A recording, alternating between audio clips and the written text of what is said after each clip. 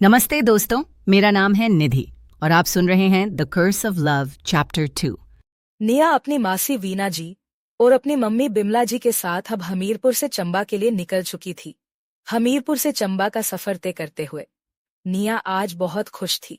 रास्ते में दिख रहे ऊंचे पहाड़ों को देख निया के चेहरे की मुस्कान बड़ी होती जा रही थी। फाइनली आज उसका पहाड़ों पर रहने का सपना पूरा हो चुका था। कार की विंडो से बाहर की ओर देखती हुई निया के चेहरे पर पड़ती ठंडी हवाएं निया को बहुत ही सुकून दे रही थी। करीब 6 घंटे के सफर के बाद निया चंबा पहुंच चुकी थी और वो इस वक्त अपनी मम्मी और मासी के साथ एक घर के बाहर खड़ी थी, क्योंकि उनके कनाडा शिफ्ट हो जाने के बाद पीछे से उनके घर की देख रेख करने वाला कोई नहीं था। इसलिए उन्होंने उन्हें वो घर रहने के लिए एक ही शर्त पर दिया कि वो उन्हें कुछ किराया नहीं देंगी, सिर्फ उस घर को अपने घर की तरह समझकर उसमें रहेगी। वो घर भरमौर के मार्केट एरिया से थोड़ा दूर था। उसके साथ में एक बड़ा ही जंगल लगता था। निया अपना मुंह खोले घर को ही देख रही थी। उसने घर को देखते हुए बिमला जी से कहा, वाओ मम्मा, घर कितना सुंदर है। मैं तो इसी घर में रहूंगी। ये घर बिल्कुल वैसा ही है जैसा मैं चाहती थी। घर सच में बहुत शानदार था। एंट्री के लिए एक बड़ा सा गेट, उसके बाद घर को चारों तरफ से कवर करते हुए दीवार की बाउंड्री और बहुत ही सुंदर गार्डन। घर के अंदर जाते ही उसने पूरा घर का एक राउंड लिया। घर में 3 कमरे, एक ड्राइंग रूम और बड़ा सा किचन नीचे था। वहीं ऊपर जाते ही 2 रूम थे। ये घर बिल्कुल पहले के ही घरों की तरह था।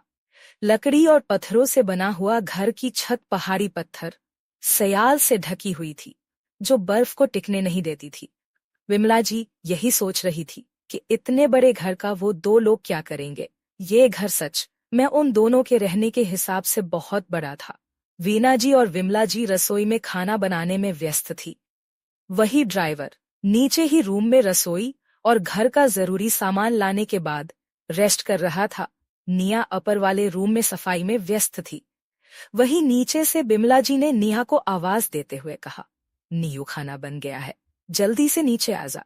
अपने मम्मी की आवाज सुन निया कमरे को साफ कर नीचे की ओर आ गई। उस घर में उनकी जरूरत का सारा सामान पहले से ही मौजूद था, इसलिए उन्हें ज्यादा परेशानी नहीं हुई। फिर सबने रात में खाना खाया और सोने के लिए अपने रूम में चले गए। निया ने भी बाहर का मेन गेट अच्छे से बंद किया और घर की सारी लाइट बंद करके वो भी अपने रूम में सोने चली गई। लेकिन रात को जब वो गहरी नींद में थी तो उसे लगा उसके कमरे में कोई है और उसे ठंड का एहसास होने लगा, जिस वजह से उसकी नींद खुल गई। उसने अपने आसपास उठ के देखा तो उसके कमरे की विंडो खुली हुई थी, जहां से ठंडी हवाएं आ रही थी। अपने खिड़की से बाहर उसे सिर्फ घना जंगल दिखाई दे रहा था और रात में चमकते तारे और जंगल में फैली हुई शांति उस जंगल को बहुत ही डरावना बना रही थी, जिससे उसे अब डर लग रहा था। उसने सारे विचारों को अपने दिमाग से झटका और वो खिड़की बंद कर अपने बेड पर आकर सो गई। लेकिन उसे लगा जैसे कि किसी ने उसका नाम जोर से लेके उसे आवाज दी है। तो वो एकदम से अपने बेड पर से उठकर बैठ गई और वापस से उसका ध्यान उसके कमरे की खुली हुई खिड़की पर गया, जिसे देखकर वो डर गई। निया ने अपने मन में सोचा कि अभी तो उसने खिड़की बंद की थी, फिर ये खुल कैसे गई। यही सोचते हुए वो अपने कमरे की खिड़की के पास पहुंची और खिड़की से बाहर देखने लगी, पर उसे उस घने छाए अंधेरे के सिवाय कुछ नहीं दिखा। उसने दोबारा इसे अपने मन का वहम सोचकर खिड़की बंद की और दोबारा बिस्तर पर आकर वो सो गई।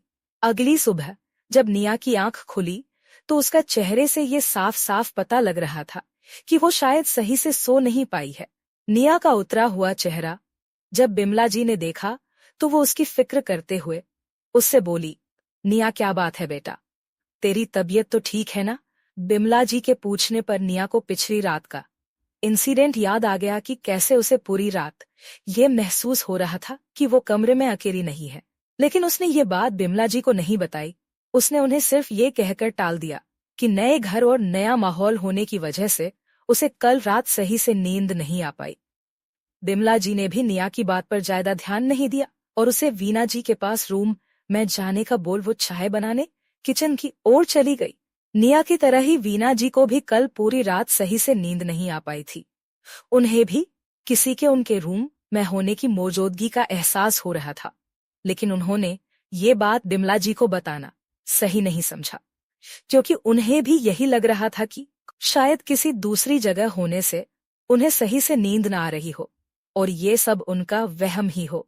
लेकिन जब निया उनके रूम में आई और उन्होंने भी निया का उतरा हुआ, थकान से भरा हुआ चेहरा देखा, तो उन्होंने भी निया से उसकी थकान की वजह पूछी, तो निया ने भी उन्हें वही कहा जो उसने बिमला जी से कहा था और बात को टाल दिया।